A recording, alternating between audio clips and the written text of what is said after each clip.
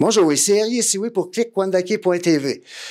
Nos capsules vont passer aussi à ma TV, l'espace citoyen de Vidéotron. Je suis au Conseil de la Nation Huron-Wendat. Je suis présentement avec le grand chef de la Nation Huron-Wendat, M. Rémi Vincent. Bonjour Rémi, ça va bien? Courrier, oui, ça va très bien. Oui. Est-ce que je vais commencer d'emblée pour te demander si ça te dérange? On se connaît, ça fait 40 quelqu'un, on est étudiants ensemble, on peut se tutoyer? Oui, il n'y a pas de problème. Oui. Rémi, je vais te demander pour commencer, est-ce que tu peux nous parler de toi, de ton parcours de vie? Bref, un bref résumé de toi.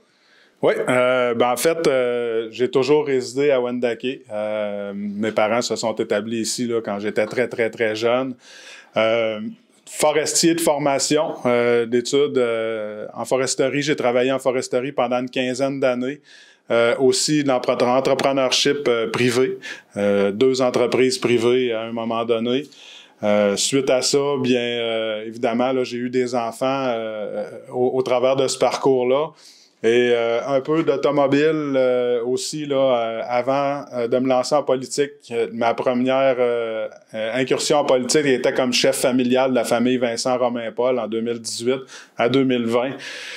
Puis en 2020, je me suis lancé comme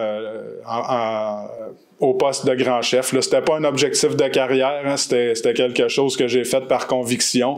Puis voilà, maintenant, c'est du travail à temps plein là, à titre de grand chef. Là. Puis la famille, par contre, va très bien. J'ai 2 adultes là qui maintenant là. Mon fils est en médecine, puis ma fille est en charpenterie-menuiserie. Elle travaille présentement là, sur le marché du travail. Donc, voilà, rapidement. Super, Rémi. Toi, Rémi, ça fait 5 ans de politique que tu fais, 3 en tant que grand chef de la Nation Huron. Oui, c'est ça. Puis, je te demanderais ton rôle en tant que grand chef à Wendake. Peux-tu nous expliquer un peu le rôle pour les Wendat, pas nécessairement en extérieur, mais à l'intérieur? En fait, c'est un rôle de représentation en tout premier lieu. Faire des alliances, faire de la diplomatie aussi, c'est quelque chose qui est extrêmement important.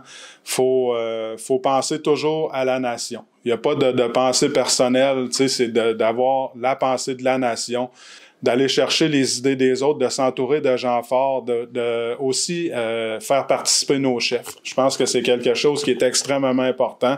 Nos chefs doivent être là impliqués à 100% dans les dossiers qu'ils portent.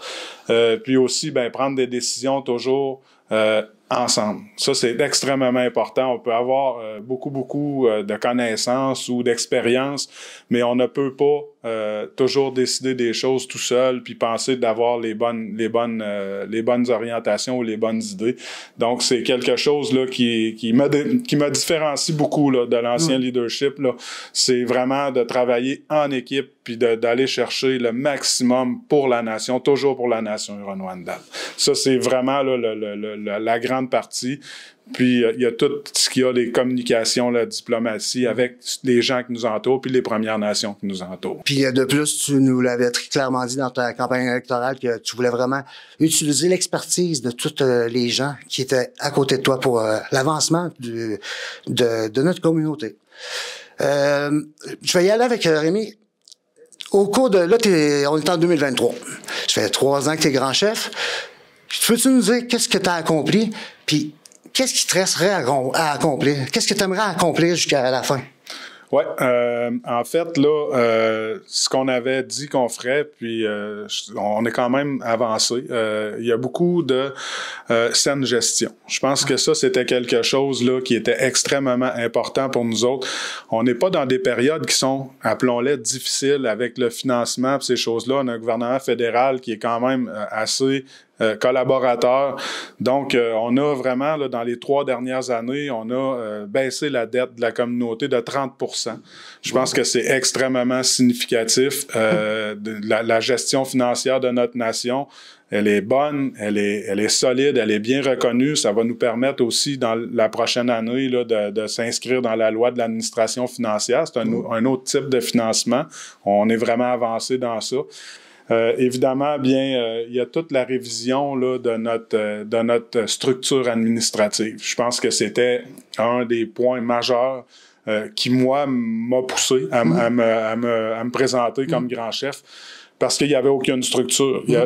On a quand même, là, ici, en haute saison, on va jusqu'à près de 500 employés. En basse saison, 375. Pas de direction générale, des directions qui étaient un peu laissées à eux-mêmes, beaucoup de travail en silo. Fait qu'il fallait absolument là, donner un grand coup de barre dans ça, s'assurer qu'on ait du travail collaboratif entre chacun des secteurs, puis aussi une coordination qui est assurée par la direction générale pour retirer le politique de l'administration en tant que tel, là, parce que il y avait beaucoup trop d'ingérence politique là, dans notre administration. Donc ça, je pense que c'est quelque chose là, qui est vraiment là, important, qui a été réalisé. Je pensais que ça prendrait 1 an, mais ça a été beaucoup plus long que ça. Puis aussi, on en a profité dans les restructurations pour ça, je pense que c'est une fierté qu'il faut avoir. Là, nos directions, présentement, qu'on a dans notre communauté sont 100% Huron-Wendat. Ça, c'est quelque chose là, qui nous tenait à cœur. C'est toujours de vouloir avoir le maximum d'employés qui sont Huron-Wendat ou des Premières Nations. Mais nos directions, il y avait des directions qui étaient occupées par des postes qui étaient allochtones, mais là, présentement, à l'heure où on se parle, là, on est 100% Huron-Wendat dans nos postes de direction. Il reste quelques spécialisations de direction adjointes.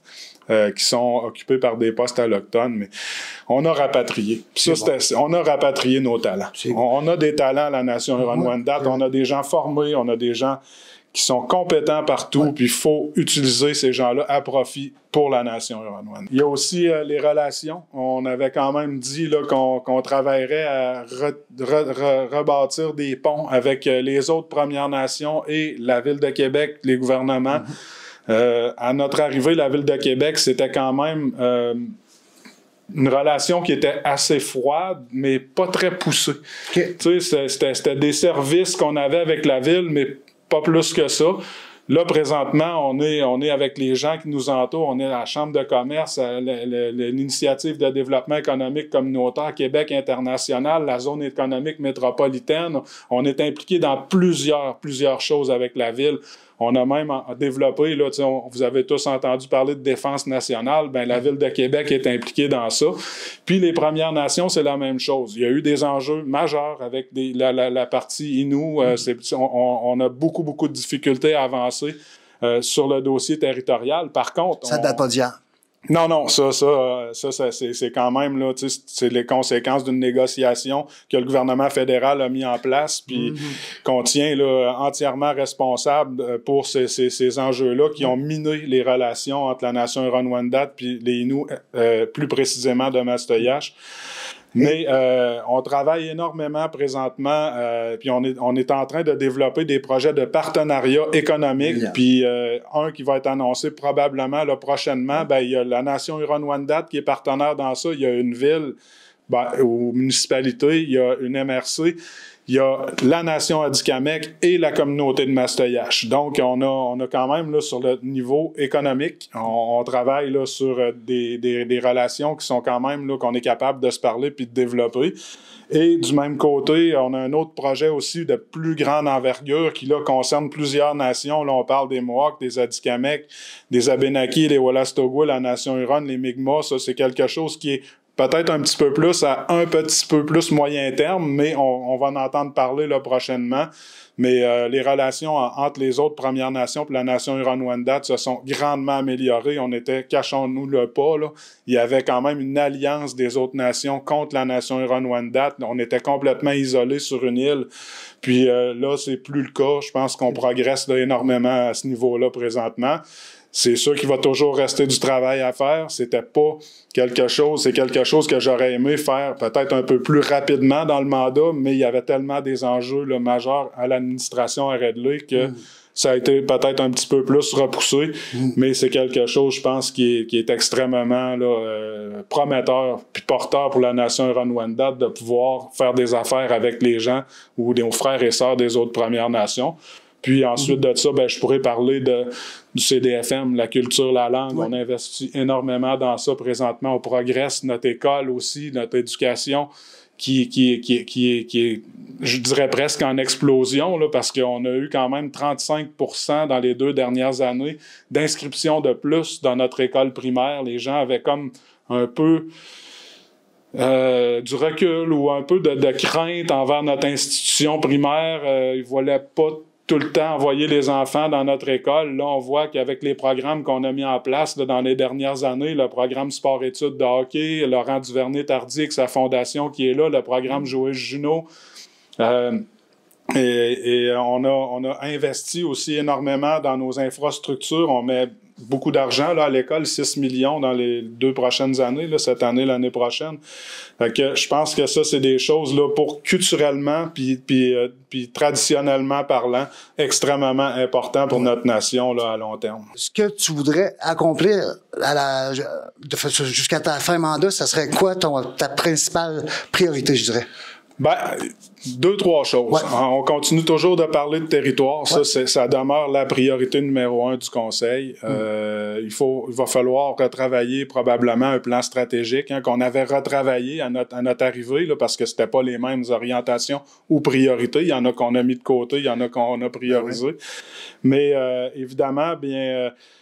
il faut poursuivre notre développement. Là, cette année, on voit là, il y a 40 millions d'investissements dans la communauté cette année. Là, il y a des bassins de rétention, des nouvelles rues, des nouveaux logements. Là, on s'en vient avec le comptoir à Goshin l'année prochaine. Une nouvelle bâtisse Yariwa phase 2 destinée à la santé qui va être à côté de notre pharmacie là, pour ceux qui connaissent là, l'environnement de Wendake. Donc, puis des partenariats de grande envergure. Il faut voir loin, il faut voir grand. On est quand même un conseil, on est une nation. Ouais. Puis des partenariats, faut pas regarder des petits partenariats qui rapportent 100 000 ou 200 000. C'est quand même pour une personne individuelle, 100 000 ou 200 000, c'est quelque chose, mais la nation a quand même un budget de 86 millions. Puis des partenariats de grande envergure. On vient d'en annoncer un dernièrement, là, une entreprise en structure d'acier. Ouais. Donc, on va pouvoir participer là, dans des projets de grande envergure. Exemple, le chantier naval de Davie. Oh. Il y a une entente là, qui va être signée là, sous peu avec Davie, une entente cadre de partenariat avec Davie. Puis accès aussi aux soumissions qu'ils vont avoir là, par le gouvernement fédéral parce qu'il y a 8,5 milliards qui ont été annoncés par le gouvernement fédéral à Chantier Davie. Puis notre entreprise de structure d'acier pourra certainement répondre aux 5% d'obligations fédérales là, de donner des contrats aux entreprises des Premières Nations. Donc, on va avoir accès à peut-être 300-400 millions là, de soumissions avec cette entreprise-là. Puis, évidemment, ben, on se prépare aussi avec une entreprise en immobilier majeur. Un gros joueur de la région de Québec qui va être associé avec la Nation Huron-Wendat pour de la gestion puis de l'opération d'immobilier. Fait qu'on se cachera pas que c'est pour défense nationale principalement. Il y a une possibilité de 1000 logements là-bas.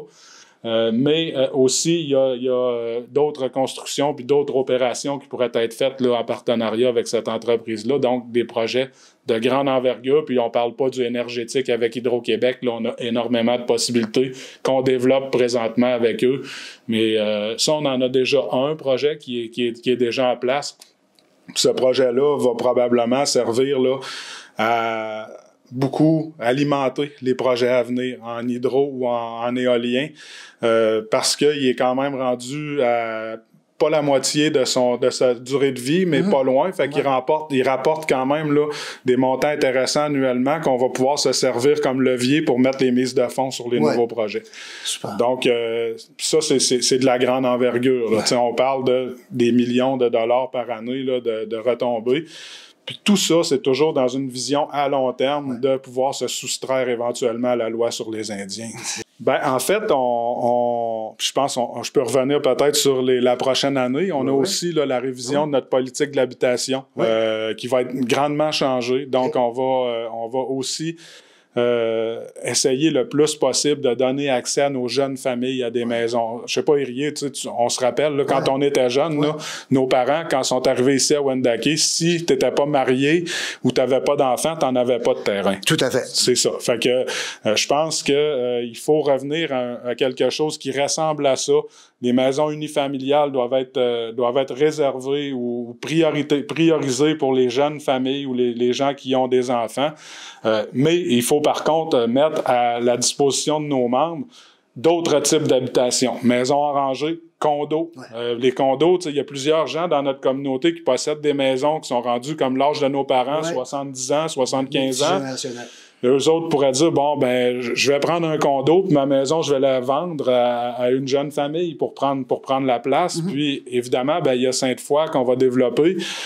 Est-ce que beaucoup de membres de la communauté vont vouloir aller résider là? On a des points d'interrogation, mais c'est certainement qu'il y en aura. Puis, ça va aider à descendre la liste. Là. Évidemment qu'il y a 1000 membres présentement qui patientent sur cette liste-là, des fois pendant 20-25 ans avant d'avoir un endroit pour résider sur la communauté.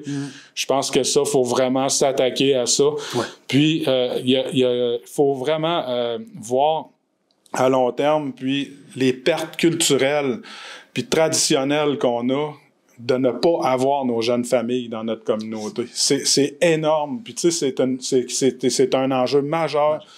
Ça ne touche pas que la culture et la tradition, ça touche aussi le membership. Parce que si nos jeunes grandissent, se développent, puis s'épanouissent dans notre communauté ou dans un environnement rapproché de notre communauté, on crée des occasions de rapprochement, on crée des occasions peut-être de partenariat, puis éventuellement, ben ils vont procréer ensemble. Tu sais, c'est jusque-là qu'il faut réfléchir, mais il faut avoir une vision à long terme sur ça.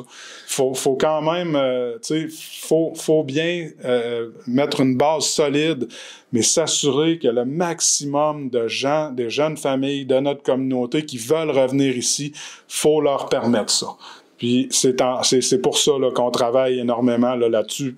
Puis je pense que le fait d'avoir un quart de nos membres qui patientent sur cette liste-là, là, c'est pas acceptable pour moi. Là. Puis il y a un adage qu'on utilise à Wendake, c'est comme, penser à long terme, c'est on pense jusqu'à la 7e génération.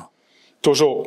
C'est toujours ça. Tu sais, on parle présentement, il y a des revendications. Là, je pense qu'on va en parler tout à l'heure, mais tu sais, il y a des revendications particulières en cours présentement. Puis, il faut toujours penser, quand on va recevoir ces montants-là, si c'est accepté, je parle de Roquemont plus précisément, là, qui va être sous référendum là, dans quelques semaines.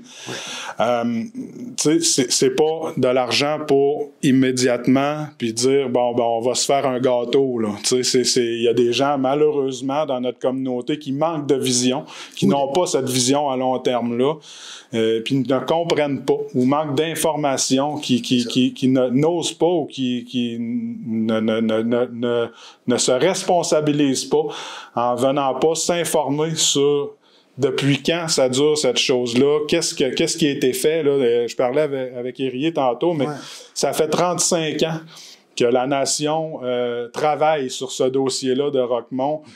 Une multitude de grands chefs et de chefs familiaux se sont penchés sur ça, puis ils ont toujours conclu que c'était le bon véhicule à utiliser pour avoir la compensation de cette vente illégale-là. Là, on a la proposition, il faut se prononcer dessus, mais comme grand chef, je me suis assuré d'avoir une fiducie qui va être extrêmement rigoureuse et rigide.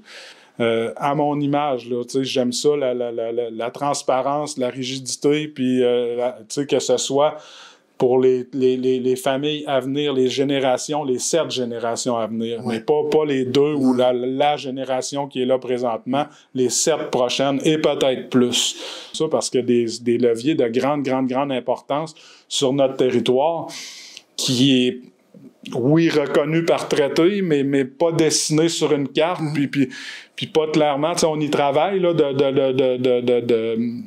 vraiment là plus notre assise territoriale, mais c'est du travail de longue haleine, mais tu sais, on n'a pas des possibilités de grands barrages ou de retombées là de millions, de milliards là, rapidement. Donc, c'est important de se créer des leviers avec ça puis de s'assurer de la pérennité de ce montant-là. On est capable, là, comme nation, je pense qu'on a énormément de talent, on a des gens compétents, puis on est capable facilement de gérer ces argents-là. On gère 86 millions par année là, au Conseil. Donc, là, c'est 150. C'est un peu plus élevé, mais on a des gens extrêmement compétents puis qui sont amplement capables de gérer ça.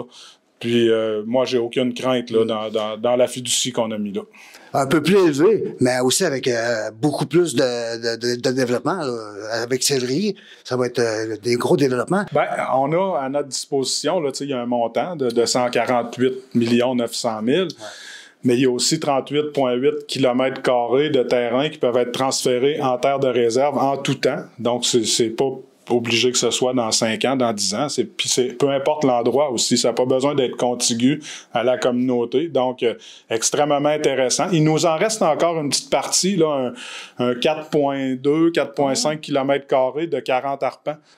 Qui a pas été utilisé ou qui a pas servi encore. Donc, on a présentement là, 43 km² là, qui vont être à notre disposition pour acquérir et transférer terre de réserve, puis s'assurer d'avoir un développement là, sur ça qui va être porteur pour la nation. Mais Sillery, ben ça, c'est un autre dossier qui est déposé. Ouais. Qui est en travail présentement. Si ça va bien, on devrait déposer ça dans la prochaine année, là, officiellement au fédéral. C'est un travail énorme que nos équipes font. Mais contrairement à ce que certaines personnes laissent véhiculer, qu'on ne travaille pas là-dessus ou qu'on s'en occupe pas, là, c'est totalement faux. On s'occupe de nos affaires, puis celle-là particulièrement. Puis ça fait encore une fois plusieurs conseils, puis plusieurs chefs et grands chefs qui se sont penchés. Puis là, on parle de la plus vieille revendication en Amérique du Nord. Donc, on parle d'une revendication, là, c'est pas 40 ans, là, c'est des centaines d'années. Là, on est sur l'aboutissement de ça, puis j'espère qu'après ça, ben, ça va être accepté, puis qu'on commence les négociations. Mais dans Roquemont, les négociations ont duré 10 ans. J'imagine qu'avec une revendication à laquelle on va rajouter au moins un 0 et peut-être plus, la négociation risque d'être longue et ardue, mais en tout cas, on continue le travail, puis ça sera à quelqu'un d'autre après moi de continuer ce travail-là, parce que je pense pas que ça va aboutir pendant mon mandat ou mes mandats. C'est des longs combats, en effet. Puis, en parlant du combat, est-ce que tu as l'intention de poursuivre ton combat, justement? Pour l'instant, oui. Oui. J'ai annoncé là, aux gens que je serais là, puis pour la prochaine élection, c'est l'an prochain. Par contre, là, on est en sondage, on travaille le code électoral. Il y a eu des résultats là, qui nous ont été partagés. Il va falloir approfondir certaines réflexions, puis certaines réponses que les gens nous ont données. Parce que certaines disent, il y a des gros changements qui pourraient être apportés. Fait qu'on va y porter attention, puis on va travailler sur ça. Mais oui, pour le prochain mandat, là, je devrais être là. Puis moi, je ne m'accroche pas à cette job-là. Hein. Si les gens ont aimé ce que j'ai fait, ben ça va me faire plaisir de continuer le travail. Puis c'est un travail qui est très demandant. Hein. On pense là des fois, là, c'est touchant. C'est un travail qui permet pas de dormir beaucoup. Des nuits blanches, là, surtout en début de mandat, ça n'était que ça. C'est extrêmement exigeant comme travail. Chapeau à ceux qui l'ont fait avant. Là. Je comprends, tu sais, on comprend là, une fois qu'on est dans les bottes puis assis dans la chaise, qu'est-ce que ça implique d'avoir souvent là, sa nation qui le regarde puis qui lui demande de porter. On porte notre nation hein, comme conseil. Là. C'est bien dit. Donc, je pense que c'est très, très, très demandant. C'est pas beaucoup de positif versus le négatif, mais quand il y a des accomplissements puis quand il y a du positif, on en est fiers. On en est fiers parce qu'on pense que ce qu'on a pris comme décision puis ce qu'on a accompli, ça va servir présentement puis ça va servir pour l'avenir pour nos descendants. Puis je pense que c'est ça qui nous maintient là. Tu sais, c'est pas, en tout cas pour moi, là, c'est pas de dire, ben, il faut absolument que je sois là personnellement, puis j'ai des intérêts personnels, j'en ai pas. Si les gens ont aimé ce que j'ai fait, puis qu'ils me redonnent un mandat, ça va me faire une grande fierté de pouvoir encore faire avancer la nation s'ils jugent que c'était pas bien pour eux, puis que c'est le moment de passer avec une autre personne, ben, j'aurais fait ce que je pensais qui était le mieux pour la nation pendant les 4 ans que j'aurais été là, ou les 6 ans, parce que j'ai quand même fait là, 2 ans auparavant. Mais chaque jour, quand je viens ici, Je m'assois dans ma chaise, puis je pense uniquement pour la nation Huron-Wendat. Il y a pas de personne ou il y a pas un intérêt particulier pour peu importe quelqu'un qui gravite autour du conseil. C'est pour la nation Huron-Wendat. Pour la nation. Toujours. Rémi, ça fait 5 ans que tu es dans la politique. Je vois que tu es un politicien aguerri maintenant. Puis moi, je te demanderais si tu aurais de quoi à dire, si tu avais de quoi à dire aux futurs leaders de notre communauté, c'est quoi que ça prend pour être un bon leader positif? Ça prend de la collaboration, ça prend de l'ouverture, puis ça prend de l'écoute. Ça, là, c'est quelque chose, je pense, là, qui est pour tout leader. Il y a des types de leaders, des fois un petit peu plus directifs, mais si on n'est pas ouvert à écouter les commentaires, de se faire challenger, soit par nos conseillers proches, soit par les chefs, soit par, des fois, l'administration, la direction, tu sais, ils ont des visions aussi. Faut avoir de l'ouverture. Faut avoir de l'écoute. Puis je pense pour nos futurs leaders ou futurs gens qui pourraient être intéressés, ben je pense que je lance un appel, tu sais, intéressez-vous. On n'a pas beaucoup de participation. Surtout les filles aussi, hein?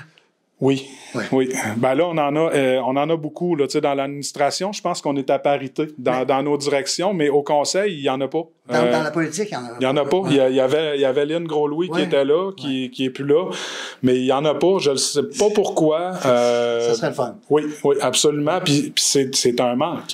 Parce que il y a quand même des idées différentes, il y a des approches différentes, il y a de la sagesse aussi dans les femmes. On le voit là des fois à l'Assemblée des Premières Nations, on en avait quelques-unes. Là, il y en a qui sont partis, il y en a moins un peu, mais il sort énormément de visions différentes des femmes, puis leur place, ils l'ont autour de la table du conseil. Ça serait le fun qu'il y ait un peu plus d'intérêt. Puis, pour les jeunes, tu sais, je continue sur les jeunes. On a eu les élections à l'école la semaine passée, tu sais, qui ont été faites. C'est un peu le même système qu'au conseil. Il y a un grand chef puis des chefs. Ils ont des dossiers, mais on donne l'opportunité aux jeunes de connaître comment fonctionne leur conseil. Peut-être que ça peut les intéresser. Mais je pense que c'est malheureux. On n'a pas beaucoup de participation dans nos assemblées publiques. Il y en a eu, mais avec les systèmes qu'on met en place maintenant, c'est un petit peu plus difficile de dire je voulais pas me déplacer, on a tout sur Zoom là. Vous faites en plus de la rediffusion. Oui, ça c'est si les gens demandent là, il y a de la rediffusion, il y a notre site internet aussi on va travailler énormément dessus là, dans la prochaine année parce qu'il est à mon goût pas très fonctionnel ou pas du tout là. Fait qu'on s'en vient avec quelque chose de complètement différent, beaucoup plus là friendly user, mais je pense que c'est important là, de se mettre à jour, là, surtout sur ça. Le journal Yaquanra là, qui va renaître aussi. Fait que, format papier? À la demande. À la demande. Je te demanderais si tu avais un message à lancer, une vision personnelle ou à ta nation, qu'est-ce que tu pourrais leur dire? Je pense que le grand mot de notre nation, puis ça a toujours été de la diplomatie, mais l'unité de la nation Huron-Wendat. Je pense que on a toujours été unis, forts. Puis c'est comme ça c'est en demeurant comme ça qu'on va progresser plus rapidement. Donc, ne pas négliger comme ça a toujours été, d'avoir des alliances fortes, d'être avantageusement positionné sur les projets ou sur ce qui se développe là, sur notre territoire, puis même plus grand que ça. Mais l'unité, je pense que c'est quelque chose là qui est extrêmement important puis qui va être porteur pour l'avenir de la nation Huron-Wendat. Puis je pense que c'est quelque chose qu'on a en nous, qu'on a toujours eu. Des fois, c'est un petit peu difficile. On voit qu'il y a quand même des changements dans notre nation. Il y a souvent du solo. Ça se perd tranquillement, le communautaire se perd. Il faut ramener ça un petit peu plus, de travailler un petit peu plus sur l'unité puis le communautaire de notre nation. Je pense que c'est quelque chose qui est extrêmement important puis qui va nous mener très, très, très, très loin. Donc, voilà. Très sage. Grand chef, je vous remercie de m'avoir accueilli dans votre bureau.